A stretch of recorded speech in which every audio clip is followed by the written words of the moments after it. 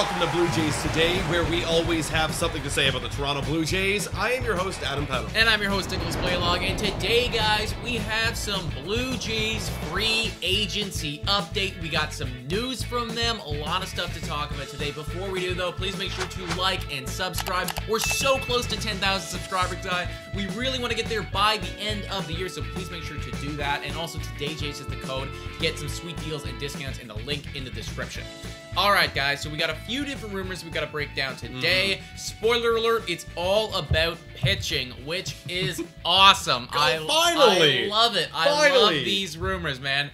First one, we talked about this guy a little bit in a podcast last week. Kodai Senga, Japanese superstar there, literally lighting it up. I think he had a 1.94 ERA last year. Well, apparently, we are in the final 5 teams per John Morrissey. Who are the other squads that are in on Kodai Senga? Yeah, we got the Angels. We got the Dodgers. Dodgers are always going to be on everybody. They're in on everybody. There's nothing we can do. There's nothing we can do. The Rangers, which we've been hearing a lot of this offseason, trying to improve that pitching staff. That seems like a good guy for them. The Mariners, they're always looking to improve, just like we are. And then, of course, we've got your Toronto Blue Jays that are in. I think this makes a lot of sense for the Blue Jays, man. Like, look, Kodai Senga, the more I look into it, last week I was kind of skeptical, but the more I look into it, there's a lot of comparisons to him and Ohtani in terms of the pitching, where he's got the it factor and can easily, in the first year of his deal, can be an easily number 2, number 3, number 4 kind of pitcher in the rotation, according to John Morrissey. Yeah, absolutely, dude. And I mean, he's been doing it for time over there in Japan. And only 29 still. Only not 29. old, not right? that It's old. Like he's still got time to, you know, develop and to become an awesome dude in the MLB. I think, honestly, like, what is, and there, you can look at this both ways, and I'm going to talk about it both ways, but what's really reassuring to me is the fact that the Dodgers are in on him. Is the fact that, like, the Rangers are in on him, and we know that the Rangers like big pieces, right? You have these other squads that are looking at this guy thinking, holy crap, this guy could be really good. We want him on our team, and it's really nice to be in that final 5. Now, the other way to look at that, and the bad way to look at that is, well, the Dodgers like to spend a lot of money. The Rangers like to spend a crap load of money, right? You know, what do you think the price tag for a Kodai Senga is going to be? And would you be willing for the Blue Jays to outbid a team like the Dodgers, like the Rangers, like the Mariners? Totally. Well, I guarantee he's not going to get over $20 million a year unless it's like something really. He can't, right? Yeah, he's like, not. He can't. Because then if you're going to do that, you might as well go sign like Carlos Rodon, right? You might as well go sign someone who's doing it around the same age that you know can do it in the MLB, rather than take this dart thrower. Granted, they're very good dart throw. I think he's going to get something similar. You see a lot of Japanese players coming over, like a shorter term, like mid to short term, like 3 to 4 year deal. Maybe there's a club option or a player option. Yeah, most likely club option. With the average annual value around $10 to $15 million, right? And I think that's going to slowly go up, because as soon as you start getting that $20 million range, or someone throws out a crazy number, like could be the Rangers throwing out 18, 19 million, other teams might back out. But what's so also attractive about signing this guy and paying maybe a little bit more is that you might not lose that draft compensation pick as you would with other guys who got that qualifying offer. That's true. So there's a little bit of value that you're paying for right That's true, right? You know, if you were to go out and spend that $20 million on Rodon, yes, you are, spending $5 million more. And also, I think that Rodon could get paid more than $20 million a year. Just throwing that out there. But either way, you're going to be paying more money. Yes, you get a proven MLB talent, but you're also sacrificing those draft picks as well, whereas you wouldn't need to with this other guy. So then to kind of circle back there, $15 million, 3 years, are you okay with that? Is that, because there is definitely some risk involved. There is some risk involved in that. Absolutely. I am okay with it. I mean, that's the price it's going to be, and I feel a little bit more confident looking into this guy now, looking at the different pitches he offers. He's got some dynamic pitches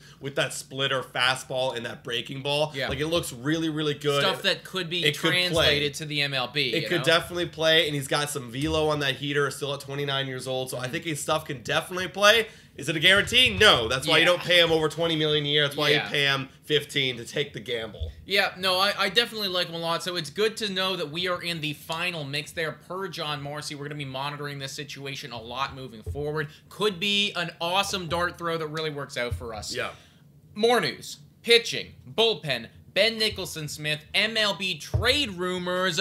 This is on their site. You can go check that out. But basically, they've kind of compiled a few guys here that the Toronto Blue Jays were in on come trade deadline. We did not end up getting them, but per Ben Nicholson-Smith, we were very serious about, you know, Robert Suarez, and these guys would also fit into that kind of mold where it's like older bullpen dudes who really put up last year and could maybe come in and fill in that David Phelps spot. Right. Who are the boys? Yeah, the boys. You guys know them if you've been following our channel or just following baseball in general. David Robertson, that's one of them. He got traded to the Phillies last year. Who we were really heralding as awesome. And we were talking about him all trade. Like, we were on his train being like, we should go out and get this guy. And we didn't. So it does make sense that we would go back and try to target him in free agency. Especially, he's 37 years old, maybe going into 38 year this year. It's like, yeah, you're probably going to get a nicer deal. Like, you don't know what you're going to get. You could kind of play the age factor to it. But good to grab that guy off the free agency. He was very good. I'll give him a 1 or 2 year deal. 100%. I'll do that. I could do it. Most likely probably going to be a 1 year deal. Which just is based even on the better. age. Yeah, better for me. Like, I'm Let's better cash with a 1 in. year. Yeah, exactly. Why not? And, like, obviously we talked about him. We love this guy. But the other guy that I straight up had no clue. No, literally. I literally did not know. Did you know this man? No. I literally didn't know this man. Okay, it's Chris Martin.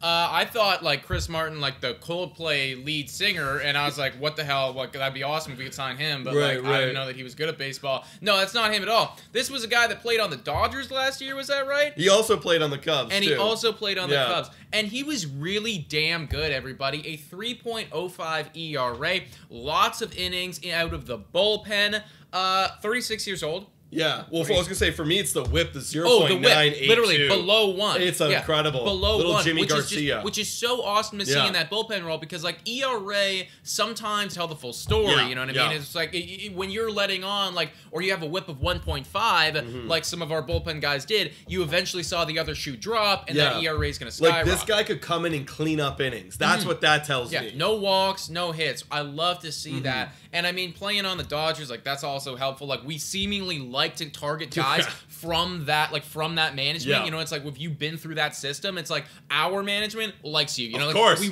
Winners are over there. Who wouldn't? Winners are over there. 36 years old. Now, what I do like about this guy a lot as well is he's got a average fastball velo of 95. Now, that's not going to, like, blow anybody, you know, radar guns like crazy, but it's better than, like, our Simbers. Yeah, it's better than our fucking Simbers of the world. And I like Adam Simber, but I want to mix it up a little bit. Dude, I want to mix it up. Dude, if we continue to add to this bullpen, you'll see guys move down this totem pole. And guys like Adam Simber 2 years ago, that was, like, our setup man and even closed games. If we have him coming in when we're down and we're trying to stay in games. Simber in the 6th, dude. Like, 6 when we're down by 2. That's where I'd want to see Adam in an ideal world. Yeah. Because he doesn't have the velo. Look, arm angles will fool you only so much, but then enough times you see a guy, who you see him enough in the AL East, they're going to pick up on it. They're going to know it. They're going to pick up the arm angle. Oh, now it's an 85 down the middle. Of course they're going to hit it. Yeah. Give me something like a Chris Martin or David Robertson. For real, dude. And it's really nice to see that the Blue Jays are in on both of them. I also think it's, like, super telling